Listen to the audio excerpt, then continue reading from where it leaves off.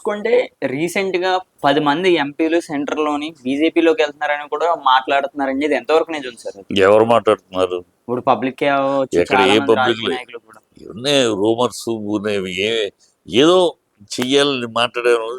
అలాంటిదేం లేదు సీన్. అది అది పొలిటికల్, రాజకీయ చదరంగం. ఆ! రాజకీయాలు ఊరినే ఇంత వీళ్ళు వాగుతున్నట్టు ఏదో ఏదో ఒకటి వాగుతూ ఉంటారులే కానీ విషయము అథెంటిసిటీ ఆధారాలు లేకుండా వాగుతూ ఉంటారు. ఆ వాగుడు లెక్క కాదు. బ- బ- తే- ఇక్కడ జరుగుతున్న సినారియో ఏంటి? బీజేపీలోకి పవన్ కళ్యాణ్ లాగేసుకోవాలి అనేది బీజేపీ వ్యూహం. ఓకే అండి. బీజేపీ లాగేసుకోవాలి. లాగేసుకుంటే అతను లాగేసుకుంటాం అంటే ఎట్లా? స- అతన్ని ఈ విలీనం చేయించాలి. ఆయనే బీజేపీ వచ్చినట్టు మాట్లాడిపోయారు. జనసేన బీజేపీలో విలీనం అయిపోవాలి. చిరంజీవి ప్రజారాజ్య పార్టీ ఎట్లయితే కాంగ్రెస్లో విలీనం అయిందో, అప్పుడు అధికారంలో కాంగ్రెస్ ఢిల్లీలో ఉంది, విలీనం అయిందో అట్లాగూ జనసేన విలీనం అయిపోవాలి. బీజేపీలోకి. బీజేపీ విలీనం అయిపోతే నెక్స్ట్ వచ్చే ఎన్నికల్లో బీజేపీ సీఎం క్యాండిడేట్గా పవన్. ఓకే అండి. అది పవన్కు కావాల్సింది కూడా అదే. హ్మ్. తను ఎందుకంటే ఇప్పుడు చంద్రబాబు దగ్గర తను సీఎం క్యాండిడేట్ అవ్వలేడు. హ్మ్. తను చంద్రబాబు తప్పితే నెక్స్ట్ లోకేష్. లోకేష్. కనుక తనకు ఆ సీన్ లేదు. ఆ సీన్ కావాలంటే ఏం చేయాలి? ఈతో చెడిపోయి బీజేపీ తోటి చేతులు కట్టాడు అనుకో, ఇక్కడ మోరల్గా ప్రజల్లో నిన్నదాకా దొరికాడు, ఇప్పుడు ఎందుకు వెళ్ళాడంట. సో ఎందుకు వెళ్ళాడు అనే దానికి లాజిక్ ఇక్కడ అయితే సీఎం కాదు, సీఎం పదవి సీఎం క్యాండిడేట్ అవుతాడు కనుక వెళ్ళాడయ్యా. మరి నీ వెనకాల కూర్చుంటాడా సీఎం క్యాండిడేట్ కోసం ఆ, అవకాశం వచ్చినప్పుడు వెళ్ళరా? సో అతను ప్రజల్లో భేదాభిప్రాయం రాదు, ప్రజల్లో తప్పుడు అభిప్రాయం రాదు. ఇదేది నేను అంటాడు ఇది అంటే ఈ మాటలు రావు. ఓకే అండి. డైరెక్ట్‌గా వెళ్ళిపోయారు. డైరెక్ట్ అందుకే అతనికి అది కావాలి. సో ఆ స్ట్రాటజీ అక్కడ అది జరిగినప్పుడు వాళ్ళు అతను విలీనం చేసి బీజేపీలో చేరిపోయి విలీనం చేసి సీఎం క్యాండిడేట్ కానీ అప్పుడు వలసలు వస్తారు. ఓకే. ఇప్పుడు ఎందుకు వస్తారు? ఇప్పుడు ఏం అవసరం వస్తారు? అంటే అది తొక్కుతున్నారని, అంటే టీడీపీని సెంటర్‌లో లేకుండా చేయొచ్చని బీజేపీ పథకం అంటున్నారు. ఇప్పుడేమి సెంట్రల్ తొక్కడానికి ఏమి లేదు. ఏం ఆ! తొక్కుద్ది? సెంట్రల్కి తొక్కితే వీళ్ళకి ఏం అవసరం? అధికారంలో ఉన్నారు, హ్మ్. అక్కడ ఈ సెంట్రల్లో ఉన్నారు. హ్మ్. కాంబినేషన్లో సెంట్రల్లో ఏమి బీజేపీ టీడీపీ ఏం వీక్గా లేదు. టీడీపీ మీద ఆధారపడి ఉంది హ్మ్. Central government. హ్మ్. నితీష్ కుమార్ టీడీపీ మీదే ఆధారపడి ఉంది. అవునండి. సో అక్కడ వాళ్ళు ప్రెషర్ ఇచ్చి వీళ్ళ ప్రెషర్కి వాళ్ళు వంగాలి తప్పితే, లేదా ప్రభుత్వం పడిపోద్ది. హ్మ్. వీళ్ళిద్దరు కాదని నితీష్ కుమార్ చంద్రబాబు కాదని కాంగ్రెస్ సపోర్ట్ ఇస్తే అయిపోయింది. అవును సో సార్. కనుక వాళ్ళేమో ప్రెషర్ ఇవ్వలేరు. హ్మ్. ప్రజలు చాప కింద నీళ్ళకి, అందుకనే ఆ చాప కింద నీళ్ళగా వాళ్ళు ఈ స్ట్రాటజీ కాకుండా పవన్ తోముతున్నారు. ఆ! సార్. పవన్ ఇటు వచ్చేసి నీకు అక్కడ ఎలాగూ భవిష్యత్తు లేదు, హ్మ్. అక్కడ ఊరిని రాజకీయ భవిష్యత్తు లేదు. రాజకీయ భవిష్యత్తు లేదు. నువ్వు ఇటు వచ్చేస్తే ఇక్కడ నువ్వు మన అలయన్స్ అంటే ప్రజలు ఒప్పుకోరు. ఆ! సార్. అలయన్స్ బీజేపీ కార్యకర్తలు ఒప్పుకోరు. హ్మ్. అలయన్స్ అతను సీఎం క్యాండిడేట్ అంటే ఒప్పుకోరు. జనసేన కన్నా సీనియర్ పార్టీ మనం, కేంద్రంలో ఉన్న పార్టీ. మనం కాకుండా అతను సీఎం చేయడానికి మనకేం పని, కార్యకర్తలు కూడా అంగీకరు. కనుక ఆ పరిస్థితి కాకుండా అతను బీజేపీ క్యాండిడేట్ అవును సార్. అయ్యాడు అనుకో, కార్యకర్తలు కూడా ఊగిపోతారు. మా సీఎం బీజేపీ అధికారంలోకి వస్తుంది, డబుల్ ఇంజిన్ సర్కార్ అక్కడ ఇక్కడ అని వస్తుంది.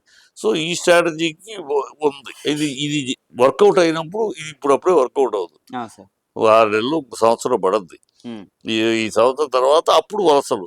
తె- అప్పుడు ఎందుకంటే బి జనసేన క్యాండిడేట్గా జనసేన విలీనం అయిపోయి బీజేపీ సీఎం క్యాండిడేట్గా పవన్ కళ్యాణ్ అన్నప్పుడు అవును సార్. అప్పుడు ఇక్కడ తెలుగుదేశంలో బెనిఫిట్ కాని వాళ్ళు, తెలుగుదేశం కాని వాళ్ళు ఫ్యూచరు చంద్రబాబు అయిపోయాడు, చంద్రబాబుని లోకేష్ పవన్ కళ్యాణ్ క్యాండిడేట్, పవన్ కళ్యాణ్కి ఉంటుంది ప్లస్ బీజేపీ.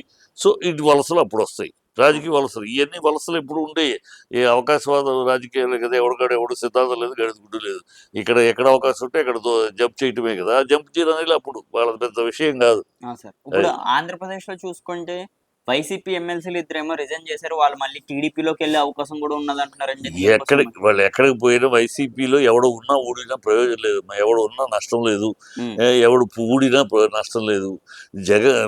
వైసీపీకి టీడీపీకి తేడా ఏంటంటే వైసీపీ జగన్ జగన్ జగన్ జగన్. ఓకే అండి. ప్రజల్లో కూడా జగన్ పక్కన ఎవరున్నారు, జగన్ జగన్ బలాన్ని, జగన్ పక్కన ఎవరున్నారు ఎవరు లేరు దాన్ని బట్టి జగన్ బలాన్ని వాళ్ళు అంచనా వేయరు. హ్మ్. ప్రజలు జగన్ బట్టి అంతే. ఓకే అండి. జగన్ వేస్తారు, ఇప్పుడు జగన్ ఇష్టపడితే జగన్కి వేస్తారు, హ్మ్. జగన్ కాదంటే వెయ్యరు అంతే. హ్మ్. ఇక్కడ జగన్ పక్కన ఎవరు ఉన్నారు?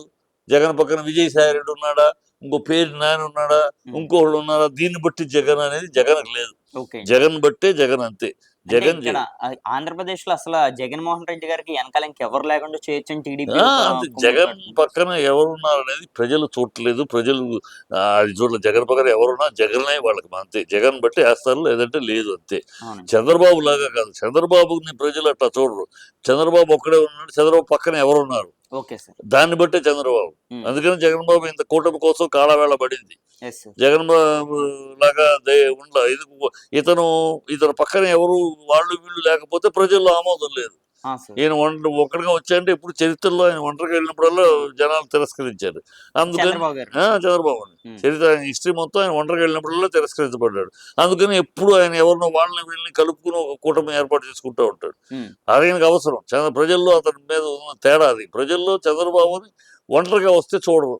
ఓకే. అతని పక్క బలం ఎవరు, వెనక బలం ఎవరు, వీళ్ళతో ఉన్నాడు అప్పుడు చూస్తారు. జగన్ అట్లా కాదు. జగన్ ఒకడే. తన పక్కన ఎవరున్నారు ప్రజలు చూడరు. ప్రజల దృష్టిలోనే తేడా ఉంది. ప్రజల దృష్టిలో జగన్ పక్కన ఎవరున్నారని చూడరు. చంద్రబాబు పక్కన ఎవరు ఉన్నారు అని చూస్తారు. కనుక ఎవడు ఉంటాడు ఎవడు పోతాడు పార్టీలు వైసీపీలో దాని గురించి వాళ్ళు బాధపడరు. వాళ్ళు బాధపడే దానికి జగన్ బాధపడడానికి మనకెందుకు? అంటే మొత్తం టీడీపీ ఇక్కడ ఆంధ్రప్రదేశ్లో వచ్చేటప్పటికి టీడీపీ ఏమో వైఎస్ఆర్సీపీని లేకుండా చేయొచ్చు అనుకుంటుంది. సెంటర్లోనేమో బీజేపీ ఏమో టీడీపీని అసలు లేకుండా చేస్తుందని కూడా మాట్లాడుతున్నారు సార్. అది ఎంతవరకు నిజం? ఇవన్నీ ఎవరిని లేకుండా చేయలేదమ్మా.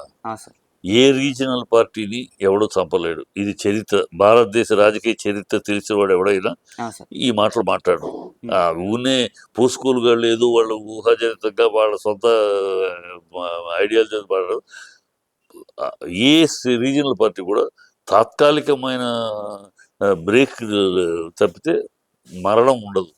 నాడు డిఎంకే అవ్వచ్చు, ఎస్పీ అవ్వచ్చు, ఈ దేశంలో ఉన్న ఏ లాలూ ప్రసాద్ ఆర్జేడీ అవ్వచ్చు, ఏ రీజనల్ పార్టీ అయినా చేసుకోండి, ఏదో ఒక సమయంలో వాళ్ళకి గ్యాప్ వస్తుంది తప్పితే మళ్ళీ రీజనల్ పార్టీస్కి ఉన్న పవరే అది.